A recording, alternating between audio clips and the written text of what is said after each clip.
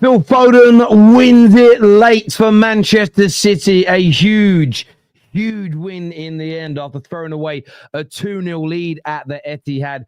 Phil Foden not only saves Pep Guardiola, not only saves Manchester City, but a little bit of a snapback, really, a little bit of a clapback, if you will, to the question, what happens if Erling Haaland doesn't score goals? They closed the gap at the top to 4 points as it stands, but they were staring down the barrel at points in that game. And I think defensively, it's one of the reasons that City fans are not confident of winning the Premier League. But look, I want your views.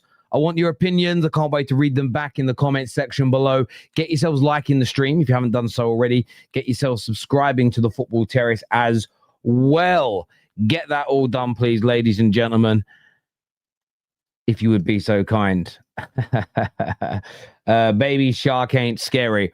Listen, I understand why no one's finding this current City team scary. And yes, Sunderland with their 3-2 comeback. I had that game on as well. That's why I was late going live. I wanted to see the conclusion of that game. What a fantastic match. Again, another game that should have been televised on televised UK-wise. Not being done is crazy. James here says Guardiola and Nunes had shockers. They did. They were so poor in that second half. I mean, Guardiola, the penalty he gave away. Listen, if I'm going to be bitter for a moment, I think it's a red card tackle. I'll tell you why. He doesn't try and win the ball. He does it to take the guy out to stop, does it to take Calvert-Lewin out to stop him scoring. But where it was clever is he does it like a slide tackle so he can say I was trying to win the ball. You actually watch, the ball's past him before he even leaves the ground. It was just awful positioning, caught out, and he went, I'm just got to take him out. A penalty, if I don't give away a penalty, they're definitely going to score. It was a stupid decision because he maybe could have got sent off, but clever in the sense of he disguised it. But he wasn't even trying to win the ball. Crazy. Terrible positioning. The first goal you conceded, I have no idea what Nunes is doing. It was just absolutely shocking. Absolutely shocking on every single level. It truly, truly was. But City do get the win, which is important. And I think Foden today deserves such a huge amount of credit. I thought overall he played pretty well today. The 2 goals were massive. One in the opening minute, one in the last minute of the game. 2 of the best times for a team to score in a match. But it should have been a formality. After going 2-0 up by half-time against a relegation candidate, this shouldn't be happening. But we know City are not the City of 2 years ago, 3, 4, 5, 6, 7. This is a City team that is gettable. This is a City team that is vulnerable. And it's a City team that, although the points gap by close of business tomorrow could be 4 points off Arsenal, if we're being honest, 13 games into the season, nobody performance-wise puts them above Arsenal. They're just not going to. The know-how and the experience and the having won in the past, so maybe being able to handle the pressure later in the season is definitely in their favour. But the performances are nowhere near the level, and I don't just do results-based analysis. Sometimes you do. Sometimes a team that's been brilliant for 5, 6, 7 games and then has a stinker and nicks a win, you can just say champions win. But overall, you've got to review the performances, and not very good at all today. No one's crying. We're legit more confident. You need to explain to me what you mean by that, my friend. I don't understand. Only Leeds, right, is what AMT says here. Listen, the Premier League is of such a standard at the moment that most of the relegation teams will give you a good game. Most of the relegation teams will. Terry, can we now say Rodri is City's most valuable player? You can, but I don't see that Rodri of 2 years ago, yes, but not the Rodri since he come back from his injury. The Rodri since his injury has been nowhere near this level. But it isn't just that. That's 2 years ago, Rodri. You also had KDB still performing at a very, very high level at that particular point and moment. So there's a couple of greats, 2 of the greatest players to ever play for City. And I've spoke about this before and I'll speak about it again. It goes away from today's game, but you brought it up in the comment section. When you've had not only one of your greatest teams of all time, but your greatest, when you've had one of the greatest English teams of all time, when you've had one of the greatest European teams of all time, and that's what that City team fit into for me, the likelihood and English football shows this, the likelihood of your next group of players, your next team, your replacements for those greats, keeping you at that level, so low. So low. It really, really is. Because history just shows that doesn't happen very often. It's a very hard thing to do. As if Rodri would have stopped the individual errors from defenders. These questions are so stupid. Look, you can argue whether the game would have been more controlled. So therefore, the ball may not have got into those dangerous areas when Rodri was there at his peak, along with others. But the individual errors are there because some of these... Guardiola's very good, by the way. Guardiola's very good. He had a bad moment. Núñez can have some periods where he's good enough, but he's a midfielder that couldn't cut it playing at right back. That's an area that they've got to address, and they've got to go and get themselves not the actual players, but a Reece James or an Urian Timber. If they had a player of that level in the team, I don't think you see that mistake, as an example. So recruitment is massively important. Chelsea are the second best team in the Premier League. I actually agree with you. I do think on performance, the overall 13, we'll wait to close the business tomorrow, but overall so far this season, I think it's absolutely fair to say that Chelsea have probably been the second best team overall this campaign. And some will say, well, if they lose, they'll be sitting in third place. It means you can't say that, Terry. I'm basing it on performance. And I then wouldn't be surprised if by halfway through the season, when you've played everybody, 2/3 of the way through the season, I wouldn't be surprised if Chelsea finish ahead of City this season. I really wouldn't. I think Chelsea finished second. City are looking mid, is what Boss Mode says here. Our right-hand side is literally a black hole on the football pitch at times. I agree. And look, Foden had a really good game today. I know he was positionally out there, but he wants to drift in centrally. He wants to play in his natural position. Savinho has just not worked. You know, he's 18 months in. City normally give players 1 year to 2 years to cut it. He's probably going to be sold in the forthcoming summer. You should have accepted £70 million from Spurs for him. You should have accepted that money and invested it in a world-class right back or a world-class right winger. But right now, yeah, you are absolutely correct. You're absolutely correct. We can't beat Fulham and Palace playing like this. We need to improve. Rahman, I agree with you. And it's weird watching City, and I'd love to get your takes on this, because if I look at the game for a moment, Rahman, today, I was looking back at my notes because I want to make sure I say exactly what I thought at that time. It was a brilliant start. You came out and you moved the ball quickly. I thought the 1-2 between Bernardo Silva and Núñez in the build up to the opening goal was brilliant. The pass, the weight of pass back into Núñez, the timing of the run. His crossing to Foden was brilliant. Haaland was there ready to pounce, but Foden just said, no, I'm taking some accountability. I'm taking some responsibility. A really hard finish from him. Side of his foot, crossbar and in, a fantastic start. And to be fair, barring a couple of counterattacks where they broke the midfield line, they didn't really penetrate. They didn't cause Donnarumma any problems. The second goal goes in. I know some people were calling for it to be offside, but it isn't offside. You know, Bernardo Silva, yes, he was standing in front of the goalkeeper, but you can do that from a corner. It's not a foul, and it isn't offside. He'd moved out of the way. The goalkeeper, he moved out of the way. Yes, he was stopping the goalkeeper from getting to whoever, I think it might have been O'Reilly that made the header.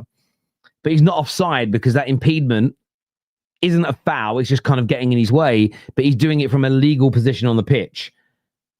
Absolute goal. It's 2-0.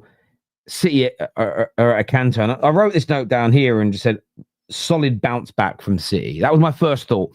And my view was, if they can go in the second half and score a third or a fourth, you look at it as maybe a little bit of an emphatic response to a terrible week. But the second half, they were lethargic. I felt lazy and complacent. Those things are all mentality issues, first and foremost.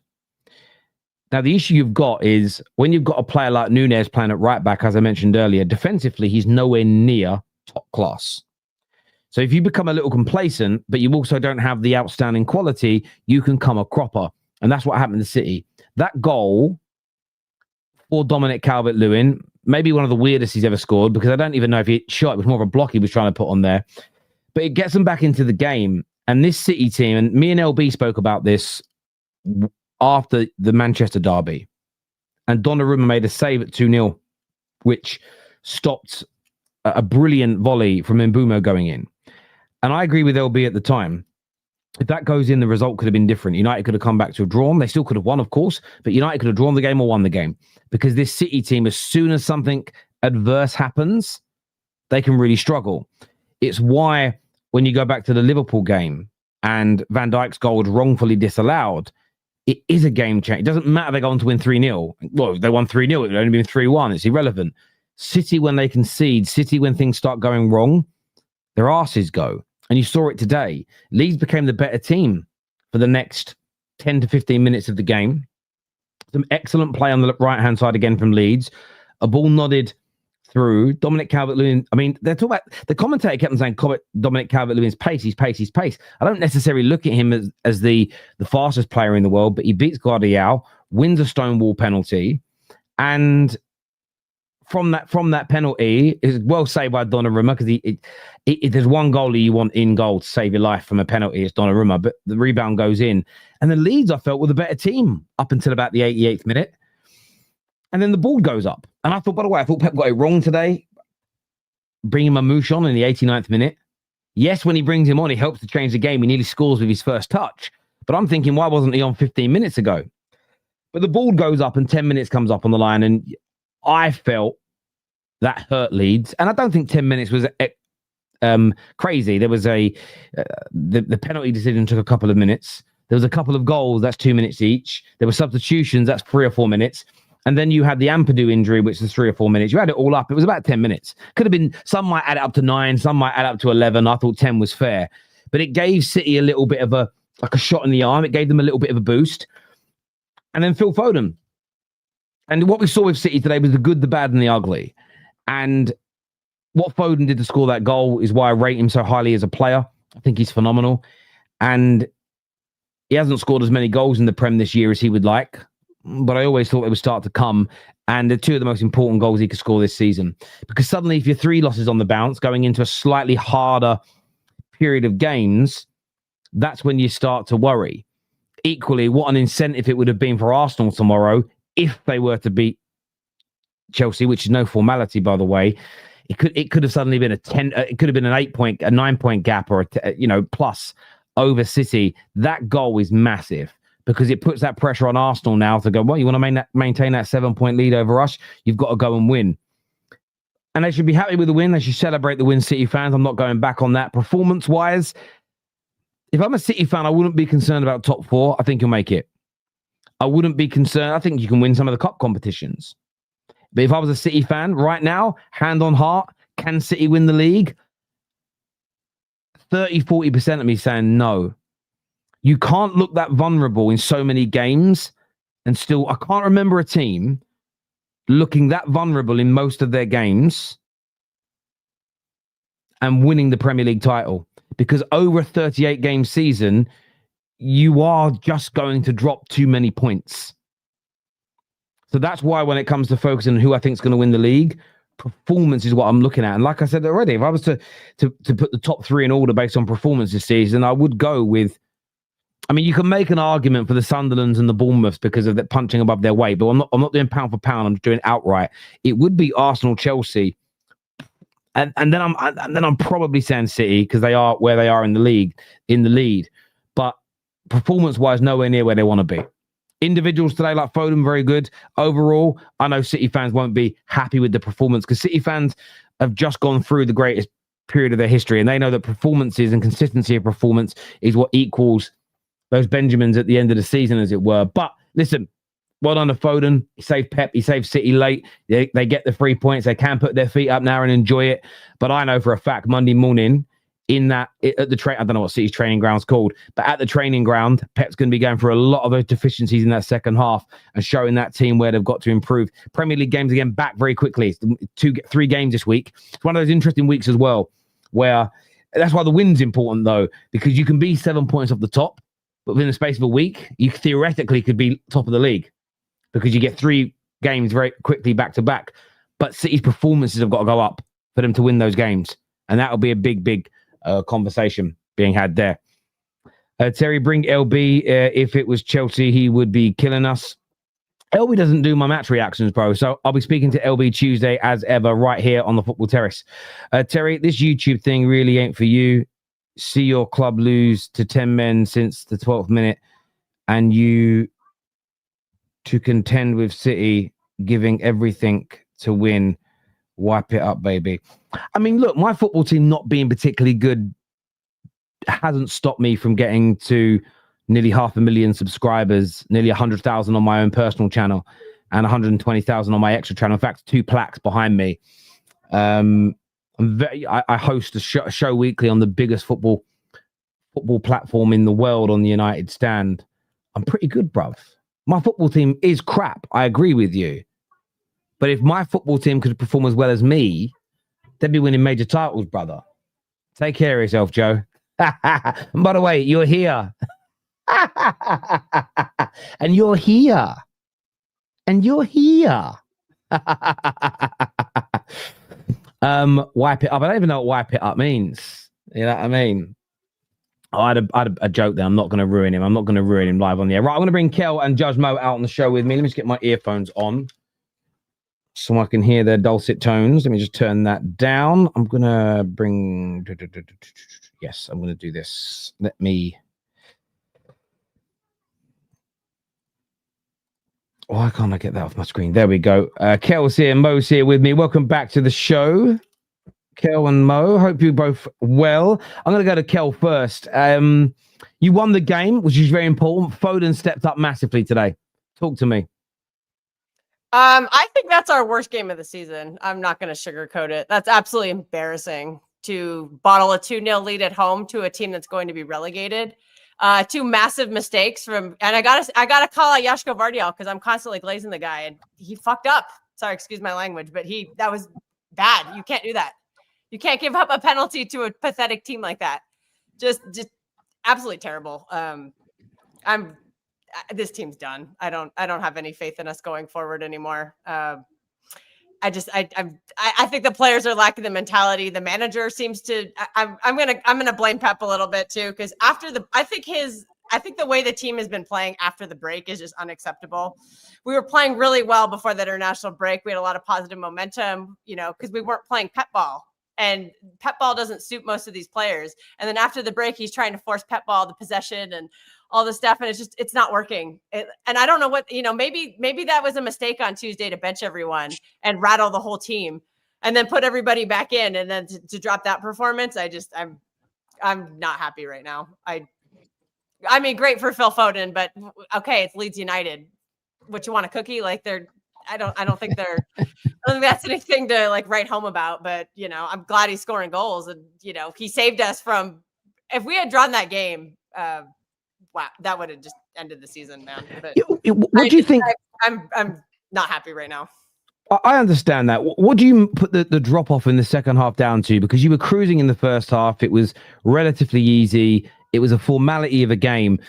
But up until maybe the injury time board goes up where it says 10 minutes added on, for that 45, you just were non-existent. You couldn't hold on to the ball. Leeds were pressing you and pinning you back for quite large periods for a relegation candidate to sometimes pin you back for 4, 5, 6 minutes at a time at the Etihad.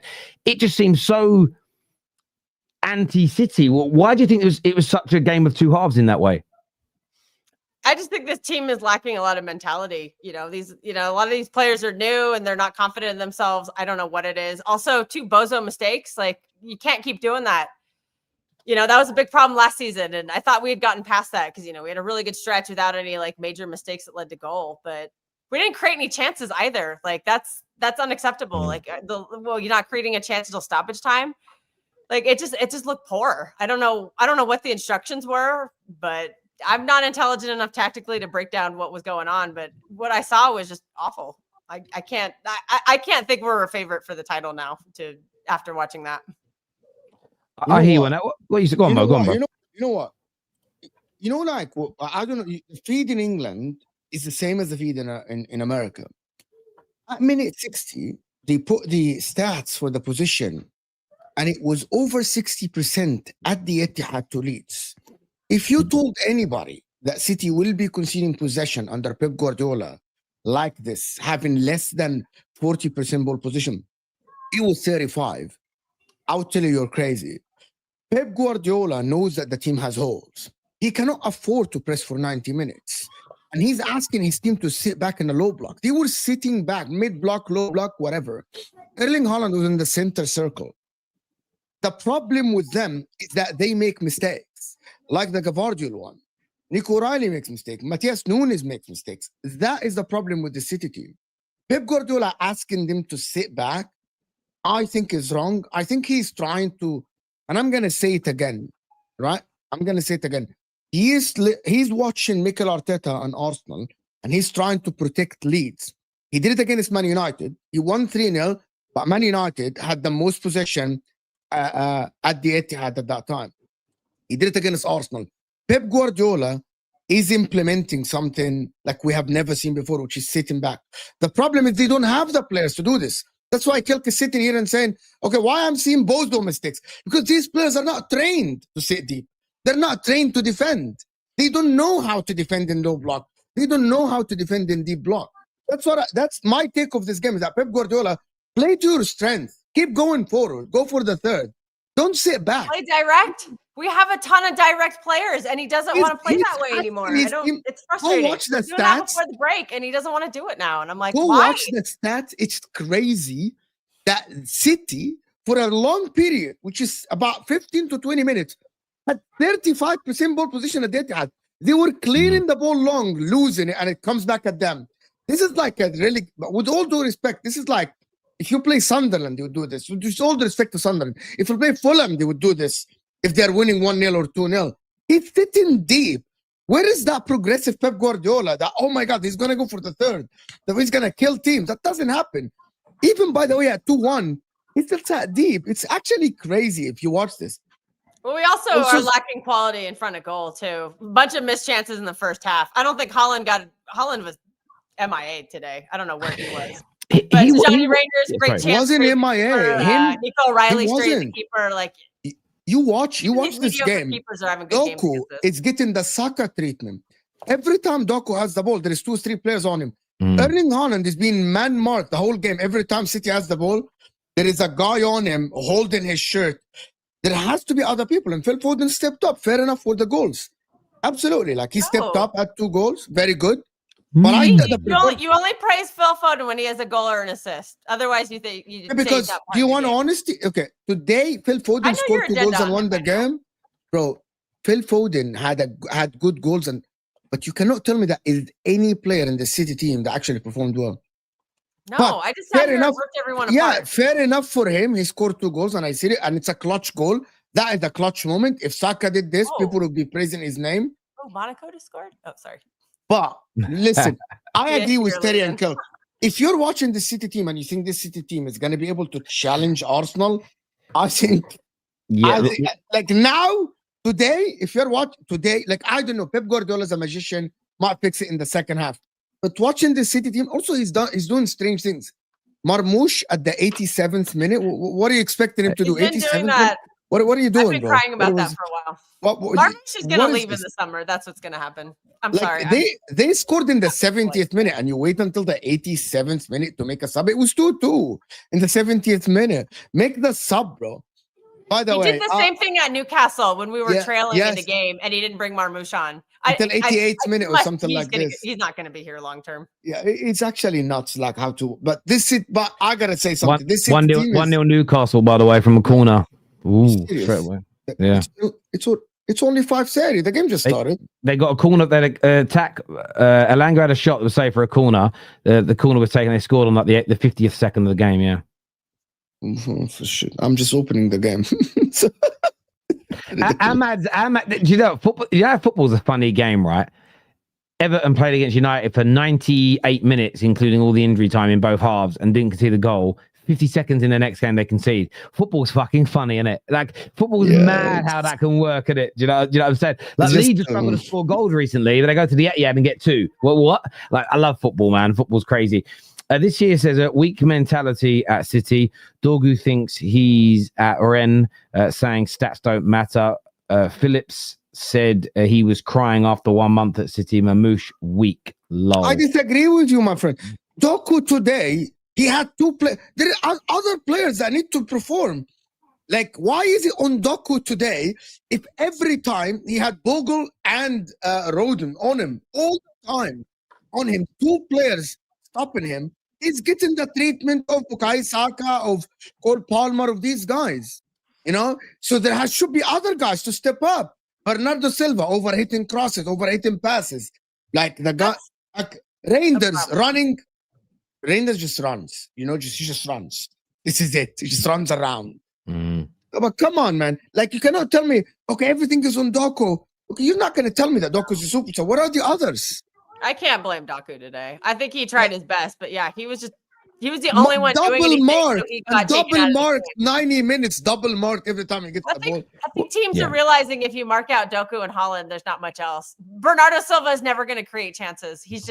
And the problem is he plays every game, and he's the captain, and he's Pep's favorite. And it doesn't matter how he had an entire stinker of a season. He was terrible last season, and he gets rewarded by becoming the club captain. You know, I don't know why he's in a game like this when you have a game on Tuesday against at Fulham, where I'd rather him play on the road games where you need extra mentality. At home, Ryan Cherky in there, he's going to try. I have to admit, I was something happened outside of football that I was kind of not really paying attention second half. I'll rewatch the game at some point, but I don't know what kind of an impact Cherky made.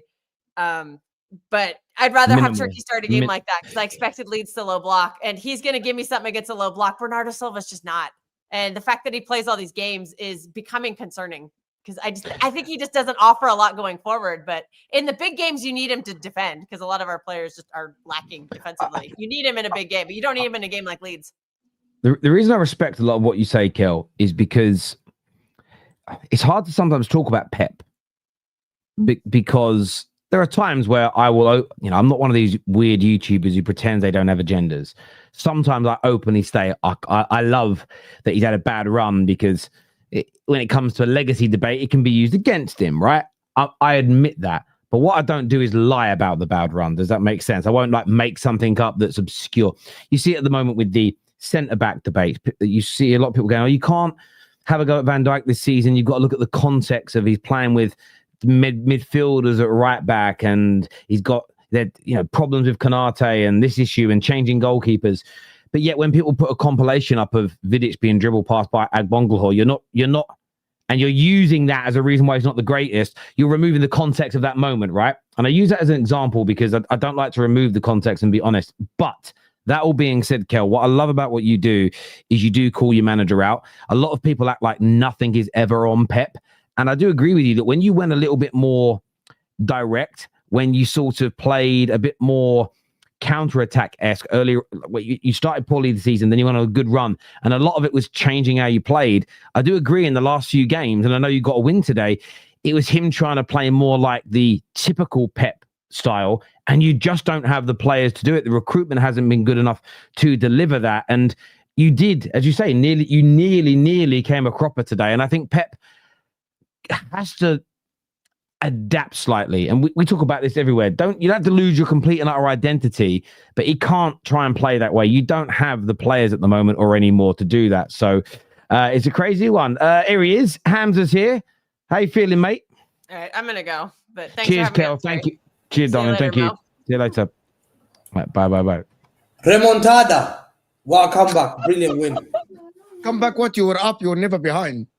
I know. We won the game first, yeah. We won the game. That was a remontada win. Okay. Listen, we came back and we won the game, number one. Number two, listen, I'm angry. If you want my honest opinion, or if you want my fake opinion, my honest opinion is... Hang on, are you admitting you give fake opinions on the internet? It's like you want my fake opinion. No, because I could say, what are you doing? I called Dokudinho, Ronaldinho, and this and that, this kind of stuff, but I think we have to be honest, yeah. Listen, there's backing of your players, but you have to be honest. Like Leeds United, this is a team that's lost to Burnley 2-0, Nottingham Forest 3-1. They've come back from the championship. They've come to our home at Etihad. And I said it's a simple win. But what concerns me is the Newcastle loss and the Leverkusen's loss. Who people said, we made changes, whatever it is. But today's game proves the question what you said, Terry. The quality is not there. I said to people a lot about our transfer window was 4, 5 out of 10. I don't rate that transfer window because why? Because I've seen what Arsenal have built. I've seen a backline that is quite like structured. Terry, whenever we go back, this is the first time we've gone back from behind and we've won a game this season. Every game we do go back behind, we never come back. Never come back. You can see even when Leeds were 2-2, they were attacking us because they smell blood. How can Leeds United come to Etihad Stadium and we were 2-2 and they were pinning us? And Ave tells me, is it Pep tactically is getting it wrong? Or is it the players? It has to be one or the other. It's both. Is it Pep as a manager or the Pep as a tactically adapting? Well, it's just clearly both, in my opinion. Some of his tactics aren't right because he doesn't have the players to deliver. So he has to make some adjustments. And you went for a period, the way you played away at Arsenal, the way you played against Man United, you weren't all out. You weren't full Pep ball. There was an adaptation to the way you were playing. It's an element. It's nearly always both. It's rarely just one thing in football. And this is the thing, you guys, and this is, a conversation that hasn't happened a lot. Between the January and summer transfer window, you spent more money than Liverpool. No one talks about it for some weird reason. And as you've said, your squad hasn't. Now, you're a team you're better than most teams in the league. You're going to finish in the top 4. But when you're spending that amount of money with the greatest manager of his generation, with a team that's won multiple league titles, your aim, if you're not winning the league or at least challenging for it, you've failed. Fact. I agree on one point, but the other point I have always believed, I don't think this is the same group of players that we have. The quality we have in our players are not good enough. The midfield, for example, I'll give you an example. Matthias Nunes, if I played Messi, an attacker, or whatever, any other player as a right back, it's shocking. Matthias Nunes is a right back for Man City. Man City went this summer in deciding they don't need to sign a right back. I'm playing Matthias Nunes as a right back. He cost us against Brighton. He was shocking against Monaco. He was shocking against Tottenham. And now he's been shocking. That's 4 games. Man City, if you had a shocker for 2 games, you'd be criticized. But because he's played well in the last 2 or 3 games, no one talks about it. So you look at the right back as the issue. The way that he made 3 mistakes. Is that Pep Guardiola's fault? He gave the ball away to Foden. He then played the guy on side. And then he tapped it to Calvert-Lewin. That tells you that this mistake that he's making is costing Man City. And he made an awful mistake. And he's done it before. I've seen him kick. You've seen him kick Amad Diallo. Do you remember he kicked Amad Diallo? Or he pushed him the penalty box? Did you see him at Sporting Lisbon? Away last season when Ruben Amro was Sporting Lisbon, man. He pushed it down the box. So I agree. I agree. Recruitment, I don't know why you haven't bought a new right back. Why ain't Rico playing? And thirdly, your manager keeps picking him. So this is where, if a player isn't good enough, so Ruben Amorim gets this. It's, but he's still got Maguire's and Luke Shaw's there. You ain't got to fucking pick him every week. You've got one of the best academies in the world. Look what Nico Riley's doing. Play an academy. You must have an academy right back that you can give a go to. Surely. Yeah, but the problem is when you bring too many players a young academy, the expectation and the pressure becomes too much. For example, we've got Nico Riley as a left back. If Rico Lewis came through our academy, he's struggling. So if you go, we tried Simpson Passy, and he tried as a centre back, he struggled. And the question is, Pep will not give you that opportunity now because we're under a lot of pressure. So to me, I'm looking, you need experience. But Vardy making that mistake of that penalty. I don't know whether that was a penalty. I don't know. He went down because he didn't block the guy, but he got the ball afterwards. But it doesn't matter. Still, we're making individual mistakes from the back. We're conceding silly goals. And the back line, I'm not trusting that back line. The midfield, Reijnders, for example. The pivot of midfield, that duo, we're losing duels. We're not winning any duels in midfield. We're struggling to win any duels. Nico Gonzalez and Reijnders are struggling to form that partnership in midfield. We're getting bypassed in midfield. Why is that? Bernardo playing with Reijnders, weak midfield. Very weak midfield. We're not bossing. Man City used to play from the midfield. Man City used to boss teams. Man City can be 2-0 up and they'll keep the ball. They'll frustrate you. This City team went 2-2.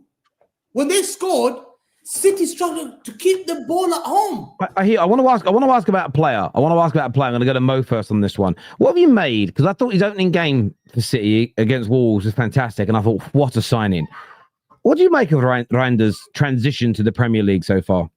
It's as expected, as I told everyone before. I don't like to say that I told you so.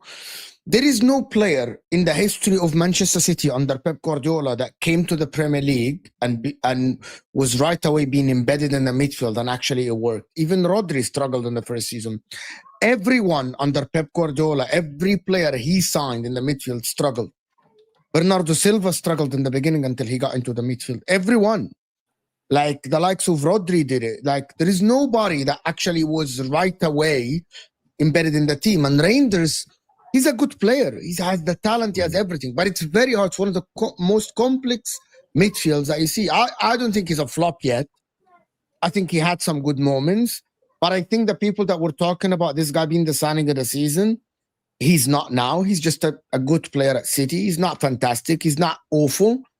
It's just very hard to play it's very hard to play under Pep Guardiola in the middle. I need someone to tell me there is a midfielder that came in and played right away good under Pep Guardiola. Nobody. There's no one. And they signed multiple. Nico Gonzalez struggled in the beginning. Everyone did. There is nobody that can. This Pep team is hard to get in, and it's hard to actually hard to play good. The Shirky is in and out of the team, right wing, midfield, in and out. So it's hard. More physically. Reijnders is struggling in the Premier League. Physicality, that's a word. No, he's not. He's actually fast. No, he's actually faster than everyone. He's actually faster than everyone. He's very strong. But he's not strong. He's getting pushed off the ball. No, he's not. Today he was like really got into the 18. He wasn't that. Look at his duels. He loses the he's not a duels guy. He's not. He's losing battles in midfield.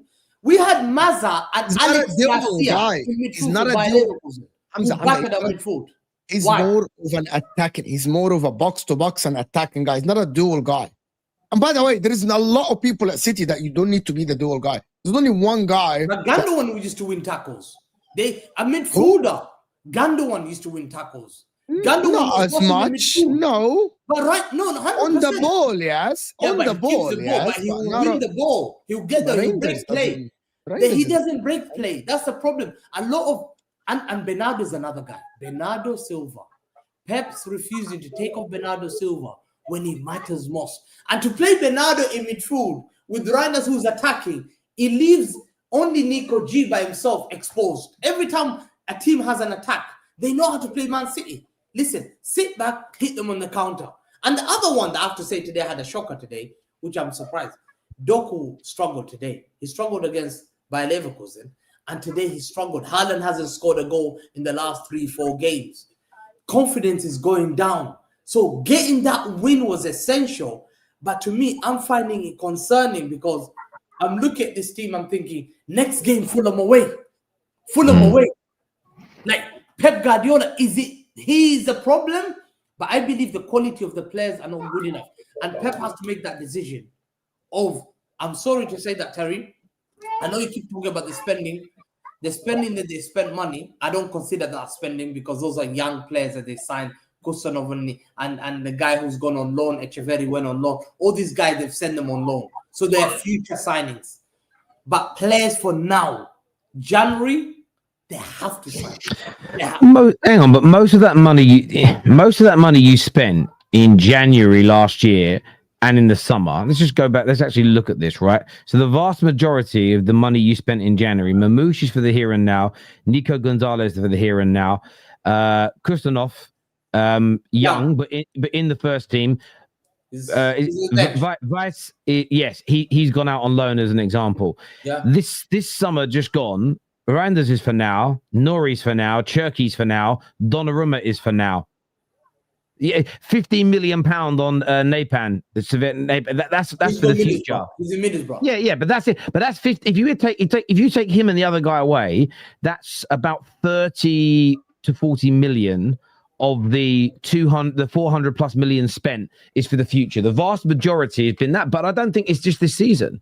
I think you actually go over the last 4 or 5 years. The last 4 or 5 years, the majority of your signings haven't been good enough, and that is a problem. And then obviously, if they don't fit Pep's style, it just goes to show as well. The one thing it exposes is this idea that the best coaches can just coach anyone to play the way they want. They can't. Everyone needs good recruitment. It's so key. The right players. You have to recruit quality players. You have to, of course. Like, I agree. And the issue is, I was gonna say that part is the fact that Man City, I know the recruitment has taken a beating because we went from Declan Rice to Bellingham to Matthias Nunes. That was bad. That was bad. Gano on left, we got Kovacic. He's been injury prone. He's done. We're hearing Ake's done. His injury is affecting him. You can see how Ake played against Bayern. Man City have a lot of players who Nunes not playing as a right back. Ake is not good enough. Stones is a lot of issues with injury. Rodri is not who's the main guy.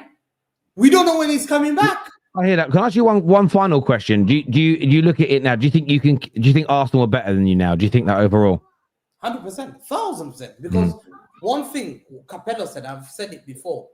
Pep, I think, and I blame people like you and the media and people like you who say the BS about, oh, Fergie did it with Tom Cleverley and all that stuff. Pep won with great players. He's trying to win with these shitty players that you guys pretend that Fergie did, and Fergie did. So he's trying to think. Hang on. You just said, hang on. You just said, never been done just said, we pretend that Fergie won with crap players. Yeah. But then you ended it by saying Fergie did win with crap players. He didn't win with crap players. He had good players. He had only one or two players. The rest, Rio and Vidic were there, and Evra were there. All these guys were there. Fergie knew. He wrote in his book. I've never said Fergie won Premier League with shit squads. But a lot of the fan base do. They say Pep only spends money. Fergie rebuilds squad, and he's won it with the likes of Tom Cleverley. Stop this BS about Tom Cleverley. He was one of the players. Fergie won with great players. So the problem Pep has to stop is what Capello said. Stop that thinking and go to the transfer window and get proven players. Go to Mo's team and get Bastoni, left back. Mo's willing to sell him for 40 million. His contract is running out in 2 years' time. Put him as a left back for us. Look at Arsenal. They got Calafiori, starter. How many City players are starter for international team? Ask yourself this, Terry. How many Arsenal players start for the international team? Arsenal have like nearly all of them. Starter, including the bench. Man City don't. And yours, all of them start. Donnarumma, Diaz starts for Portugal, Gavardiol starts, Nico Riley is literally the left back starter for England. No, but he's not a guaranteed starter. His theory, he could be a starter. Nico Riley is arguably the best English left back. Okay, Nunes today. I think he's playing good this season. He made a mistake. Portugal? Do you know why he made a mistake today, or you don't know why? It's Pep Guardiola's problem. It's Pep Guardiola teaching his players not to clear the ball. So they make the decision based on that. You know that, Hamza. You know that Pep Guardiola likes to keep the ball. And Matthias Nunes, any other team in the league would have booted the ball to a throw-in. Matthias Nunes was still trying to play from the back. He was trying to take a touch and start an attack. That's Pep Guardiola's system in a nutshell. Don't clear the ball unless you have to. Matthias Nunes was trying to pass the ball around and he got caught. It's simple. It has nothing to do with his ability. Anyway. No, I hear that. A super chat here that says City keep signing informed players who dip once they arrive. Short-term errors are on players, but long-term issues point to the manager and the style. Well, it's interesting because City haven't been sort of sitting mid-table or anything like that for large periods. But any other team that isn't at the peak of its powers, depending upon its wage bill and the money it's spent, it's always the system and the manager that's blamed. I wonder if Pep will get the same treatment. Fergie is the GOAT. This is the sort of game he used to start with Kagawa, Chicharito and Evans. This is the one thing that I will agree with, is that Fergie, yes, he had midfields Scholes and Carrick and whatever else towards the end. But what he was able to do at home to a relegation team is play Cleverley and Anderson, and we were still in the game. No one with a brain makes the argument that we won the league with Cleverley and Anderson starting every single Premier League game. The point that's being made, and I actually did it on a video earlier on today where Addy on Talk Sport was saying that was defending Van Dijk, saying that there's too much chopping and changing at the back. And I went to the 08-09 season, random, and just picked like a sequence of 5 games on the bounce. And our backline changed in every game but barring one. And midfield changed in every game barring 2. And sometimes it was a Fletcher Giggs midfield, and then he would have a harder game and it'd be Scholes and Carrick. So that, by the way, Fletcher and like Ryan Giggs at like in his late 30s in midfield. I look at that and go, it was a very good midfield, but a lot of the reason it was good is because of the way Fergie set the team up. Like most people wouldn't have gone, that's what should be a Premier League starting midfield. Nobody thought that at the time. Most his team, like he played Carrick, played nearly all the games. He played Scholes nearly all again, the games. But Scholes towards the end, he didn't actually. If you actually go and look at Scholes in the latter years was sort of saved and reserved for the right for the right moments, if that makes sense. But there was a lot of rotation, and if you actually just go on to something like transfermarket.co.uk, you can go and just click on all the fixtures, and you'll see it's one of the things that when people go, what did Fergie do to English football? He showed people how to rotate properly. So I'll give you an example with Scholes. From the 07 season, when again he was already in his early 30s, from the 07 season when we started the 3-peat right up until 2013 when he retired, Premier League appearances 30, 24, 21, 28, 22, 17, 16.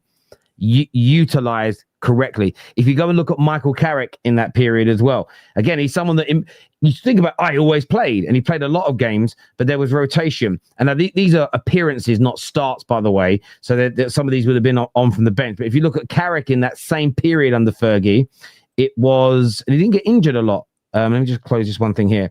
So in that same period, it was 33, 31, 28, 30, 28, 30. In the final season, he played in 36 games, but I think he started 28 of them. So even Michael Carrick, who was obviously younger than Scholes, featured in a lot of the games. But there were many a season in the 08-09 season where we done the double with the Champions League.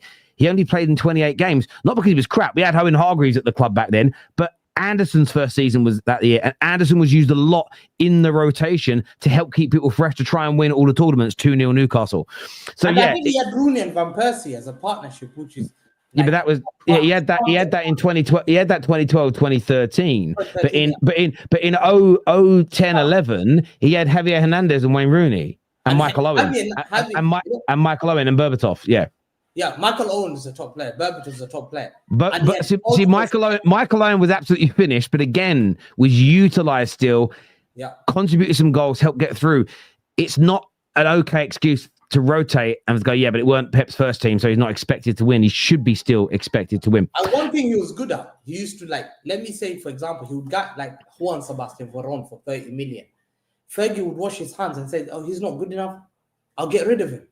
And so he was aware of knowing when you're not good enough, I'll get rid of you. And he did that very well. And I think the biggest enemy to Pep Guardiola is some of these players. Nothing better in the Premier League for me than seeing Jordan Pickford in the mud. You have no idea how much I dislike the guy. Right? You know what I was saying earlier to you?